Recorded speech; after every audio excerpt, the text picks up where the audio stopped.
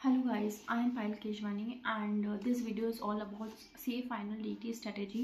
As मैंने last ITT का strategy का वीडियो अपलोड किया एंड काफ़ी अच्छे फीडबैक्स मिले एंड एक जने का कमेंट भी था कि प्लीज़ आप CA Final DT स्ट्रेटेजी का आप वीडियो डालो।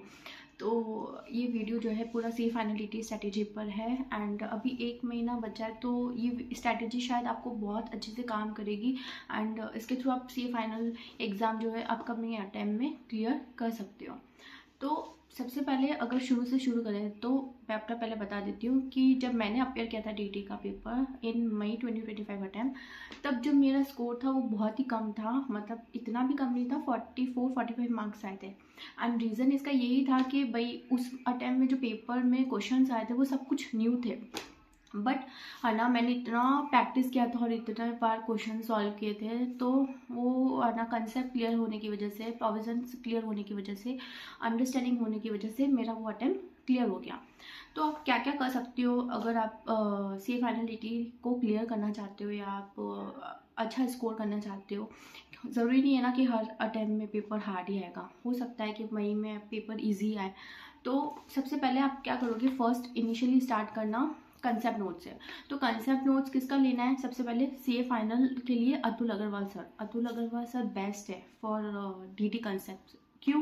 क्योंकि आपको पता है कि एग्जाम में जो है ना, अगर दोनों ग्रुप दे रहे हैं तो 1.5 डेज का ही गैप होता है। भले दोनों ग्रुप नहीं भी दे रहे तो भी है ना, उसका कोर्स इतना वास्ट है कि अगर आप करने जाओगे तो ख़त्म ही नहीं होगा।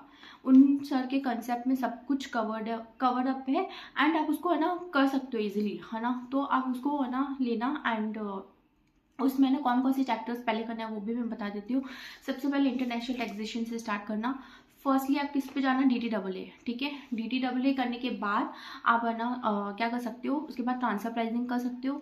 ट्रांसफर प्राइसिंग के बाद इंटरनेशनल टैक्सेशन में एक और NR टैक्सेशन है वो आप कर सकते हो, ठीक है। एंड ऐसा करके मतलब जो भी 3-4 चैप्टर जो इंपॉर्टेंट है इंटरनेशनल टैक्सेशन का वो कंप्लीट कर लेना, ठीक है। उसके बाद आप क्या करोगे, है ना DT उठाओगे। DT के अंदर आप क्या करोगे, चैरिटेबल ट्रस्ट एंड उसके बाद अपना चैरिटेबल ट्रस्ट तो बहुत इजी है और स्कोरिंग भी रहता है। TDS TCS एडवांस टैक्स ये बहुत बहुत बहुत इंपॉर्टेंट है CA फाइनल DT के लिए, तो आप पहले कर लेना, मतलब उसके एकदम सेक्शन वगैरह याद रहने चाहिए। तो उसका कुछ भी अगर आप मेमोरी ट्रिक खुद से बना रहे हो या कुछ भी कैसे भी, मतलब आपको याद होना चाहिए। तो TDS TCS कर लेना। कैपिटल गेन बहुत इंपॉर्टेंट चैप्टर है, ठीक है ना, उसको भी एक बार कर लेना। एंड आप क्या कर सकते हो, PGBP के लिए क्या होता है कि काफ़ी लोग क्या करते हैं, सबसे पहले PGBP उठा लेते हैं, उसके चक्कर में पूरा कोर्स रह जाता है। तो आप क्या करो, ऐसा नहीं करना, आप PGBP है ना लेना और उसके लिए आप क्या करना कि पहले एक बार कंसेप्ट तो पढ़ लेना, मतलब एक बार कंसेप्ट समझ लेना, किसी भी टीचर का वीडियो देख लेना, क्योंकि खुद से करने जाओगे तो बहुत ज़्यादा टाइम लगेगा। आप वीडियो के लिए किसका रेफर कर सकते हो, बबर बोलाना सर का वीडियो रेफर कर सकते हो। क्यों? क्योंकि है ना अतुल अग्रवाल सर की मतलब जो इंटरनेशनल टैक्सेशन वाला पार्ट है वो बहुत अच्छा है, बट PGBP के लिए मैंने उनका रेफर नहीं किया था। हो सकता है कि उन्होंने भी PGBP अच्छा पढ़ाया होगा, बट मुझे उनका PGBP इतना समझ में नहीं आया था, तो इसलिए मैंने है ना बबर बोराना सर का रेफर किया। अब सब टीचर, सबके लिए अलग अलग टीचर हो सकता है कि आपको अतुल अग्रवाल सर का अच्छा लगेगा और हो सकता है उन्होंने अच्छा भी पढ़ाया हो, तो आप उनका भी रेफर कर सकते हो। बट मेरे को उनका नहीं जमा था, इसलिए मैंने है ना बबर बोराना सर का वीडियो देखा, दैन उनके कंसेप्ट नोट्स नहीं रेफ़र किए थे, मतलब अतुल अग्रवाल सर के कंसेप्ट नोट्स रेफ़र किए थे, उसको रीड आउट किया, अपनी फ्रेंड के साथ रीड आउट किया, क्योंकि अकेले वो चैप्टर इतना बड़ा है वो नहीं पढ़ सकते, तो आप भी अपने फ्रेंड्स को ले सकते हो पढ़ने के लिए और ना उसके साथ आगे बढ़ा सकते हो कि डेली अपन ये करेंगे और उस चैप्टर को ख़त्म कर सकते हो। एंड उसके बाद जब मैंने वो पूरा कंसेप्ट पढ़ा, उसके बाद मैंने क्वेश्चन सॉल्विंग की एंड मैंने क्या किया, सबसे इम्पॉर्टेंट चीज़ PGBP के लिए है ना, एक मतलब कुछ 14 पेजेस का या कुछ पेजेस के लिए ना वो यश खंडेलवाल सर ने ना अपने टेलीग्राम में डाल रखा है एडजस्टमेंट्स, काफ़ी सारे एडजस्टमेंट्स डाल रखे हैं, उससे बाहर नहीं जाता है एडजस्टमेंट्स। या तो आप उनका रेफर कर सकते हो या फिर CA आलिश खान करके एक है, आप देख सकते हो यूट्यूब पे, उनके भी टेलीग्राम आपको मिल जाएगा एडजस्टमेंट्स, वो रेफर कर सकते हो। बट मैंने स्पेशली किसका रेफर किया था इस एडजस्टमेंट के लिए, यश खंडेलवाल सर का रेफर किया था। तो उसका प्रिंट निकाल देना और उसको डेली पढ़ना, मतलब उसको डेली रिवाइज करना। सुबह उठते ही आप क्या करो, अगर दोनों ग्रुप नहीं है, मतलब आपका सिर्फ सेकंड ग्रुप है, तो आप सुबह उठ के उसको रिवाइज करो। अगर दोनों ग्रुप है तो उस अकॉर्डिंगली टारगेट बना के चलो कि यार कैसे आप उसको ना डेली रिवीजन कर पा रहे हो, है ना। अभी तो देखो 1 महीना बचा है, तो मेरे हिसाब से अब 1 महीना बचा है, तो 1 महीने के अकॉर्डिंग तो आप रोज ही रिवाइज करो तो बेटर रहेगा, ठीक है। और ना एग्जाम से पहले, मतलब एग्जाम का जो पहले है 5-7 दिन छोड़ के बाकी आप रिवाइज करो डेली, ठीक है। तो ये था हमारा फॉर पीजीबीपी। तो कैसे क्या करना है ये सब कुछ मैंने बताया। उसके बाद आप क्या करना है ना, आरटीपी देना, आरटीपी सॉल्व करना, पास्ट पेपर सॉल्व करना, मॉक टेस्ट पेपर सॉल्व करना। इसके लिए आप क्या कर सकते हो, एक सीए आदिश खान करके आपको यूट्यूब पे मिलेगा टीचर, उसका आप है ना क्या कर सकते हो, मतलब उन्होंने 9 अटैम्प्ट या मतलब 9 अटैम्प्ट या 9 पता नहीं कितने 8 अटैम्प्ट की आरटीपी डाल रखी है, पूरा वीडियो डाल रखा है।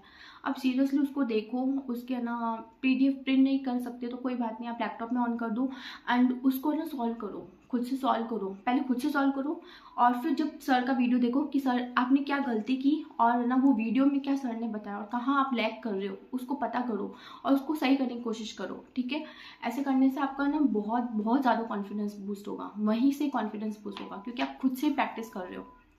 ठीक है, ये कर सकते हो। अगर आपके पास इतना टाइम नहीं है, आप दोनों ग्रुप दे रहे हो, आपके पास इतना टाइम नहीं है कि यार पहले हम सॉल्व करें फिर चेक करें फिर कहाँ गलती हो रही है उसके लिए सर का वीडियो देखें, इतना नहीं टाइम है, तो आप क्या कर सकते हो कि आप सीधा सिंपली वीडियो देख सकते हो 2 बार। ठीक है, ये भी कर सकते हो। इससे क्या होगा कि मैं सच बता रही हूँ, उस वीडियो के थ्रू आप अगर आप बहुत अच्छे से वो वीडियो देखते हो तो आपका ना अराउंड मतलब 15-20 मार्क्स आना मतलब ज़्यादा आ सकते हैं उस वीडियो के थ्रू। मेरे को भी वहीं से ही हेल्प हुआ था। प्लस अमेंडमेंट्स तो करके ही जाना है। ठीक है, अगर कोई भी टीचर का अमेंडमेंट डला हुआ है, आरिश खान का रेफर कर लो या मतलब किसी भी टीचर का।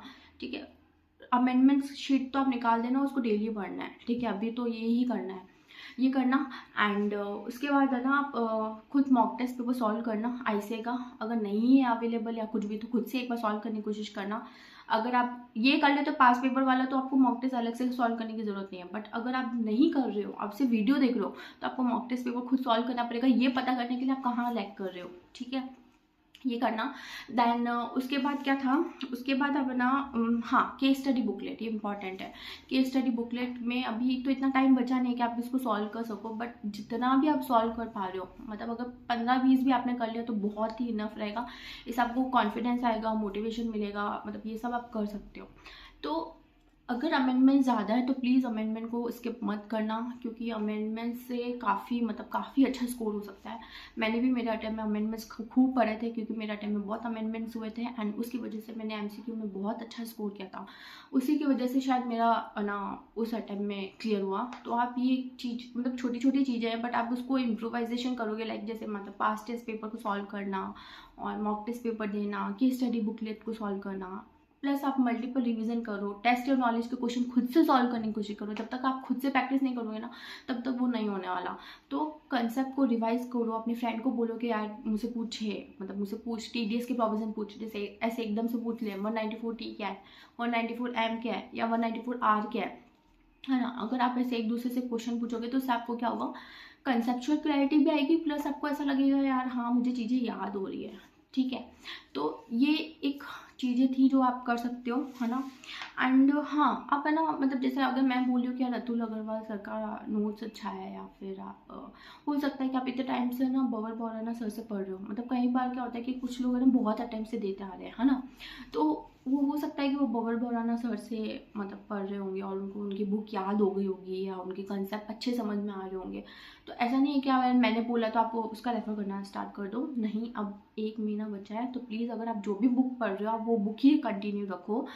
ये एक प्रो टिप है, प्लीज़ आप ऐसा करो। अगर आपने अभी स्टार्ट नहीं की सेकेंड ग्रुप की स्टडीज़, फिर आप ये कर सकते हो। अगर आपने कर लिए है या आपने पहले से रिवीजन कर रखा है या कुछ भी रीज़न से आप अगर ऐसा लगता है, तो आप प्लीज़ आप जो भी अपने टीचर का कर रहे हो प्लीज़ उसको कंटिन्यू करो। इससे आपका कॉन्फिडेंस टूट सकता है अगर आपने कोई दूसरा टीचर का रेफ़र किया अभी इस टाइम पे, तो आप उसी टीचर का रेफ़र करो। और ये छोटी छोटी चीज़ें भी अगर आपने इम्प्रोवाइजेशन कर ली, जैसे वो पीजीबीपी के 14 मतलब जो भी मैंने बताया था पेजेस के एडजस्टमेंट हो गए, वो आपने प्रिंट निकाल दिया, प्लस कुछ मेमोरी ट्रिक्स वगैरह होते, मतलब जो सॉरी ये अपने लिमिट्स वगैरह होते हैं ना, तो वो लिमिट्स है ना काफ़ी लोग है ना टेलीग्राम में आप ढूंढोगे ना लिमिट्स वगैरह, मॉनेटरी लिमिट्स और ये सब मतलब आपको मिलेंगे, काफ़ी लिमिट्स मिलेंगे। उसको भी प्रिंट निकाल दो, 2-2 पेज के होते हैं हर चैप्टर के, वो निकाल दो प्रिंट और उसको डेली पढ़ो। इससे क्या होगा कि आपके एमसीक्यू में बहुत हेल्प होगी, मतलब अच्छा स्कोर हो सकता है। तो अगर आपको ये स्ट्रैटेजी वीडियो अच्छी लगी तो please like share and subscribe yes, and please आप अपने जो भी है ना अपने फ्रेंड्स है या जो भी और कोई है जो आपको लगता है कि जूनियर्स या फिर कोई भी आप जिसको आप शेयर करना चाहते हो, प्लीज़ उनके साथ शेयर करें। एंड या अगर आपको ये स्ट्रैटेजी वीडियो सच में इतना हेल्पफुल लगा और आप चाहते हो कि मैं कोई और भी वीडियो बनाऊँ स्ट्रैटेजी वीडियो, तो आप मुझे कमेंट में बता सकते हो, मैं उसका भी जो है वीडियो श्योरली बनाऊँगी। And all the very best, क्योंकि एग्ज़ाम में अभी तक टाइम नहीं बचा, तो प्लीज़ पैनिक नहीं होना है, बस अपने फोकस करना है अपने कर्म पे, बाकी रिजल्ट जो है वो अपना आप आ जाएगा। Good luck.